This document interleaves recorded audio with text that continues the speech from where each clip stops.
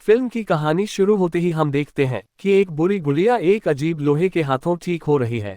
यहाँ कोर्लिन नाम की एक छोटी सी बच्ची को उसकी माँ ने वही गुड़िया दी है जिसे हमने अजीब हाथों में ठीक होते देखा था। गुड़िया का चेहरा कोर्लिन जैसा ही था, लेकिन उसकी आंखों में बटन थे।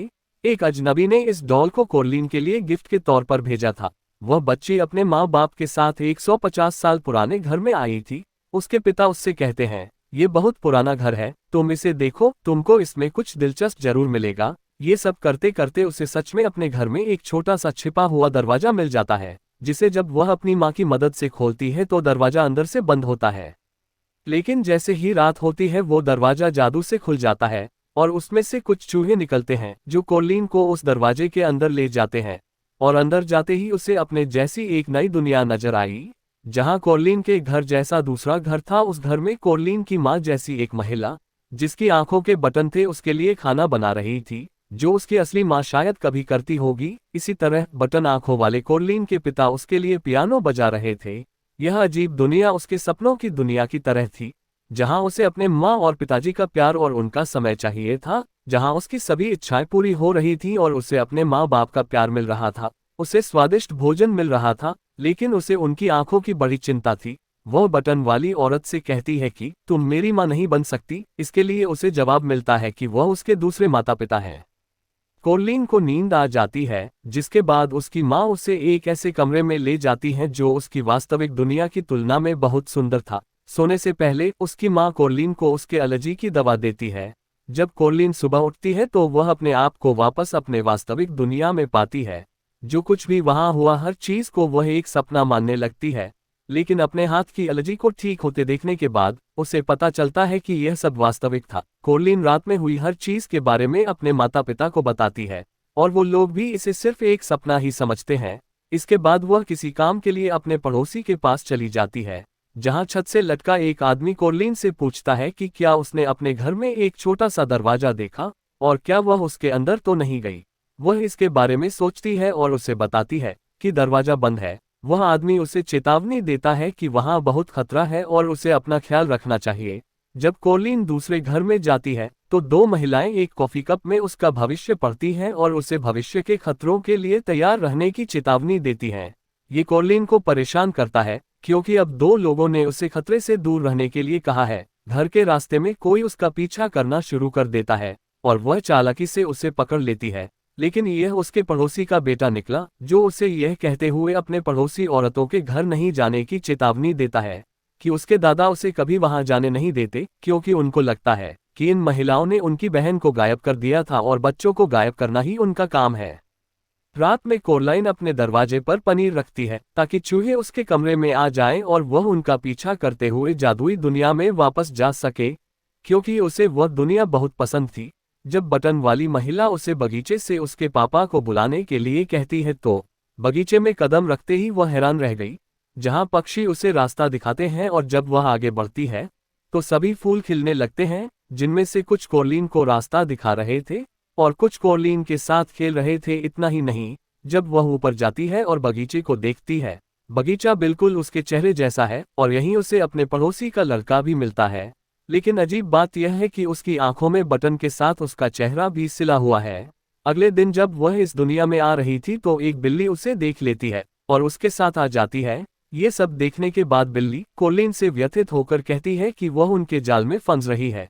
ये सब 2 दिन में खत्म हो जाएगा। जो कुछ भी हम देखते हैं वो हर चीज वास्तविक नहीं होती है कोर्लिन। इन वार्ताओं के दौरान बटन वाली महिला कोर्लिन को सर्कस देखने के लिए भेज देती है, जहां सर्कस दिखाने वाला उसका वास्तविक दुनिया का पड़ोसी था। कहानी की शुरुआत में जो आदमी उल्टा लटका हुआ था, वह कोर्लिन को चूहे का नृत्य दिखाता है। महिलाएं खुद नृत्य करती हैं। जब वह जादुई दुनिया में वापस आती है तो बिल्ली उससे कहती है कि कोर्लिन, तुम बहुत गलत कर रही हो, तुम खतरे में पड़ने वाली हो। वह उसे समझाने के लिए एक चूहे को पकड़ती है। जब चूहा पकड़ा गया तो वह एक अजीब जीव में बदल गया। तभी कोर्लिन को बटन वाली महिला अपने साथ ले जाती है, जो उससे कहती है कि अगर वह इस खूबसूरत दुनिया में हमेशा उनके साथ रहना चाहती है तो उसे अपनी आंखों में एक बटन लगाना होगा। अब सब कुछ कोर्लिन के लिए खुल चुका था। उसे बिल्ली की बात भी समझ में आ गई थी, तो इसलिए वह जानती थी कि वह बटन लगाने से आसानी से मना नहीं कर सकती। तो अब वह उससे कहती है कि उसे नींद आ रही है और वह अब सोएगी और सुबह उठकर बटन लगा लेगी। जब वह कमरे में जाती है तो वहां उससे सब कुछ पूछती है कि उसके बटन कहाँ हैं, जिस पर वह सभी को डांटती है और कहती है कि वह यहाँ से निकल जाएगी। टेंशन में अब उसे नींद भी नहीं आ रही थी, वह खुद से कहती है, और आखिरकार इस कोशिश के बाद वह सो भी गई थी। लेकिन जब वह सुबह उठी तो वह हमेशा की तरह घर पर नहीं थी।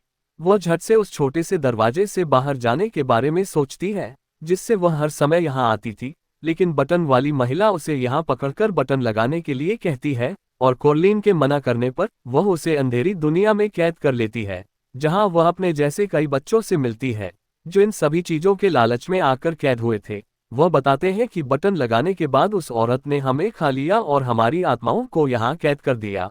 वहीं उसकी मुलाकात अपने पड़ोसी लड़के से हुई, जिसका मुंह सिला हुआ था। जब वह अपना मुंह खोलता है तो वह उसे सच्चाई बताता है और उसकी मदद से वह अपने घर तो चली जाती है। लेकिन एक बड़ी समस्या थी, उसके माता पिता भी घर से गायब थे और वे निश्चित रूप से बटन आंखों वाली महिला द्वारा कैद किए गए थे।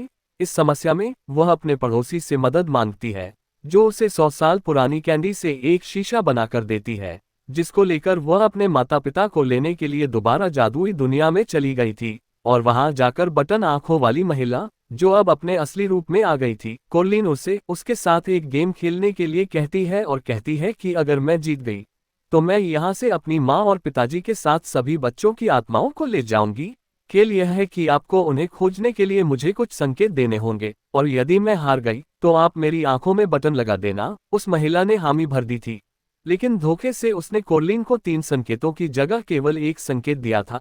कोर्लिन को सभी की आंखें ढूंढनी थी, लेकिन वह नहीं जानती थी कि कहाँ और कैसे। वह सबसे पहले बगीचे में जाती है, जो एक सुंदर बगीचा अब बेरंग हो चुका था। अपने शीशे की मदद से उसने एक आंख ढूंढ ली, पर यहाँ वह आंख उससे कहती है कि तुमने मुझे ढूंढ लिया है, लेकिन अभी भी तुम्हें 2 और आंखें ढूंढनी है। कोर्लिन कहती है, चिंता मत करो, मैं ये काम बड़ी आसानी से कर लूंगी। और इन सब के बाद वह जादुई दुनिया में गुलाबी महिला के घर जाती है, जो यहाँ एक अजीब प्राणी बनी थी और उसके हाथ में एक आंख थी। जैसे ही वह इसे लेती है, गुलाबी महिला उसे पकड़ लेती है, लेकिन वह भी चतुराई से छत पर अपनी टॉर्च मारती है और वहां के चमगादड़ को बुलाती है, और गुलाबी महिला पर हमला करती है और खुद वहां से भाग जाती है, और तीसरी आंख लेने के लिए सकस वाले के पास पहुंच जाती है।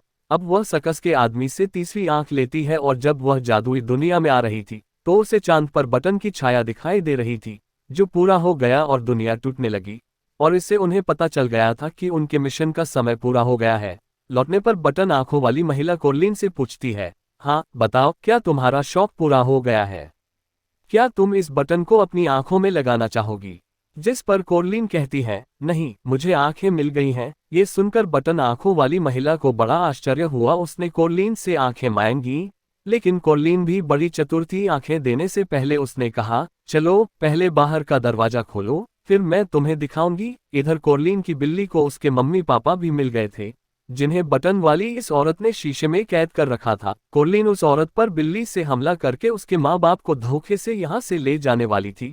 उस महिला ने उसके धोखे के फलस्वरूप उसे अपने जाल में कैद कर लिया, जिससे निकलना उसके लिए मुश्किल था। लेकिन उसने हार नहीं मानी और अपने माता पिता को घर ले आई और उस शीशे को तोड़ दिया जिसमें वे कैद थे। अंत में कोर्लिन जीत गई थी, उसने अपनी माँ और पिता को बचा लिया था।